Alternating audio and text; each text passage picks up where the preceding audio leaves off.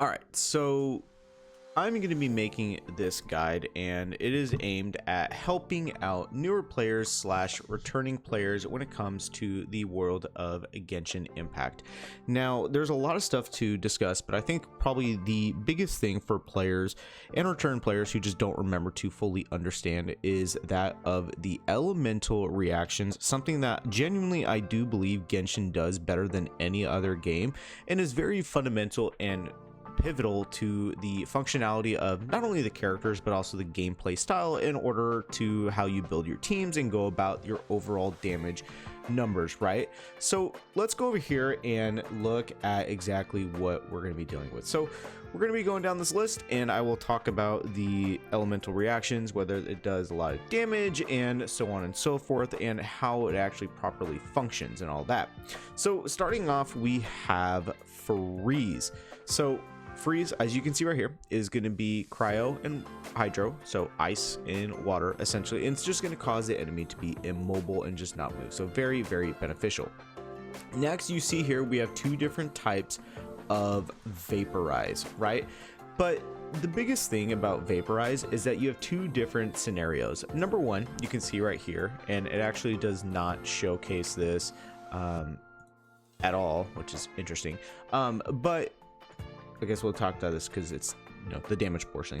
So Vaporize is when you apply water or hydro and pyro onto a character and implementing the corresponding attribute after the fact. And there's two different damage numbers when it comes to Vaporize as itself. Number one is when you apply the pyro and then you apply hydro, the damage you are going to be able to do is going to be multiplied times 2. So it is very, very, very strong, and all this is going to be mainly about elemental mastery as well. Whereas the inverse is when you apply hydro and then pyro after, the damage multiplier is just going to be 1.5. So not as beneficial, right? Now we move over to Electro Charged, and this is a somewhat of an interesting mechanic.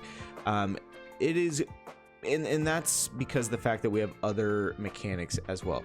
So Electro Charged, obviously you can see right here, is when an enemy is either inflicted with Electro or Lightning and Hydro, and you apply the inverse onto the enemy, and you can see here it's going to be doing continuous electro damage. But it is very important that while all of these are good, doing overall like dot essential damage pretty much is what it is, you also have a mechanic called Lunar Charge. Now this is primarily focused around lunar characters, and let me go ahead and show you what I mean. So what I mean by lunar characters is characters from Nod Cry, because they implemented different elemental reactions. So you can see right here, it is the lunar charged team.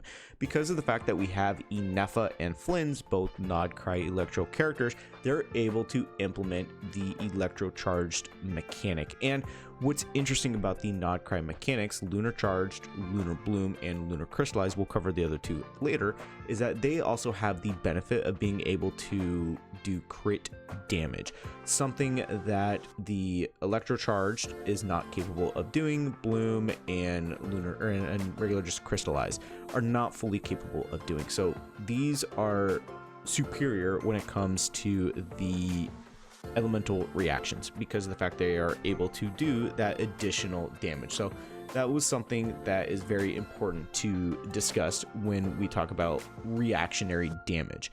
Next up, we have the overload mechanic. Now overload is extremely good. It multiplies your damage time 2, and this is when you have either the electro charged or electro application on the enemy or pyro, and you implement the vice versa. Now this is good because it deals lots of damage. You can see right there, it's AoE damage and effortlessly just destroys enemies, and is very, very good. Some of the best teams a little bit ago were overload teams, and they're very, very consistent and good. Being able to do 2 times the damage is very, very beneficial. Next, we have Super Conduct.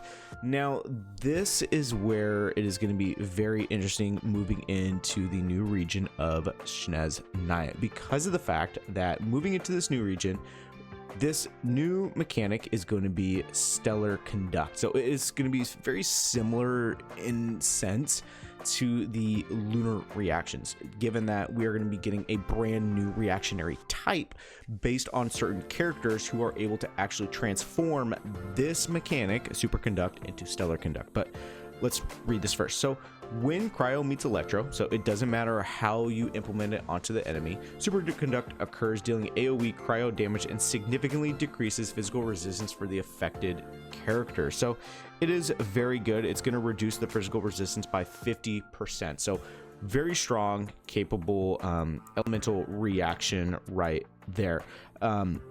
Again, it is just going to be very interesting how the new Stellar Conduct is going to be focused on, because, you know, information about that, while it is speculative, we need to wait and see until it's actually in the game.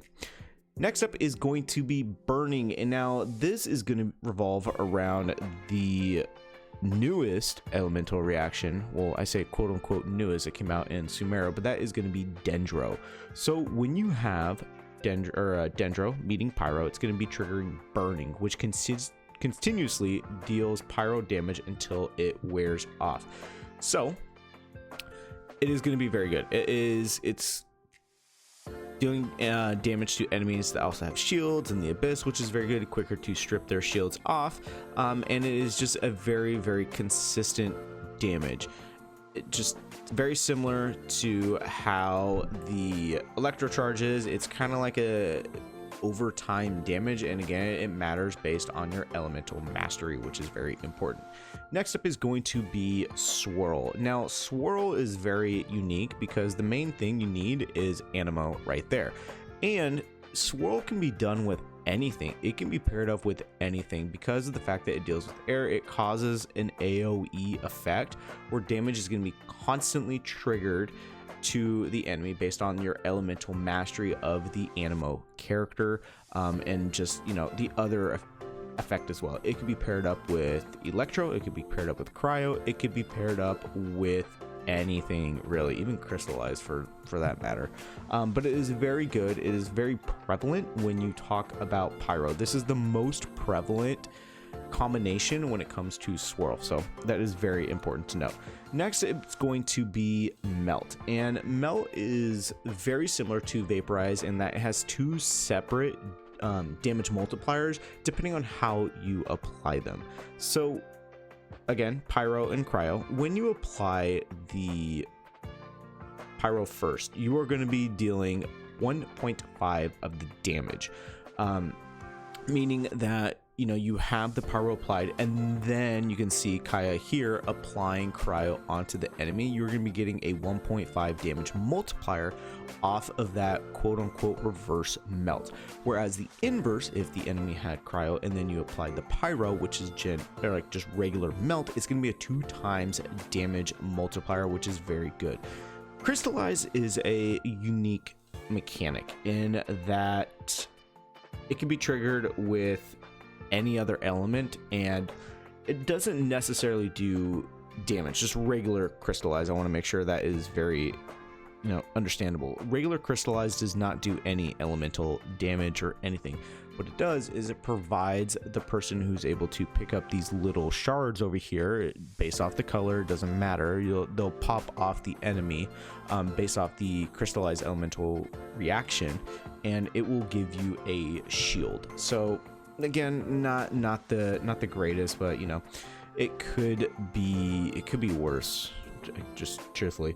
Next, we have Quicken. Now, this is where we start getting into the Dendro mechanics, because Dendro is honestly probably one of the coolest things and what it does.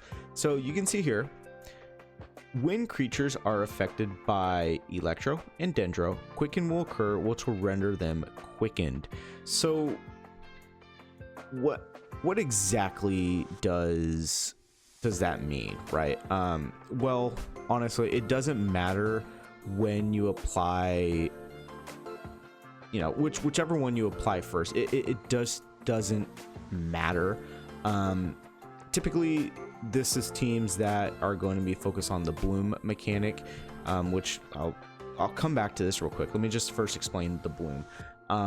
That what is going on here is you apply hydro or you apply dendro, right? One of the two. Typically you apply hydro and then dendro, and then it will create little cores. And what these cores are going to be doing is that depending on the character you're using, they will either consume them or cause them to explode, doing damage.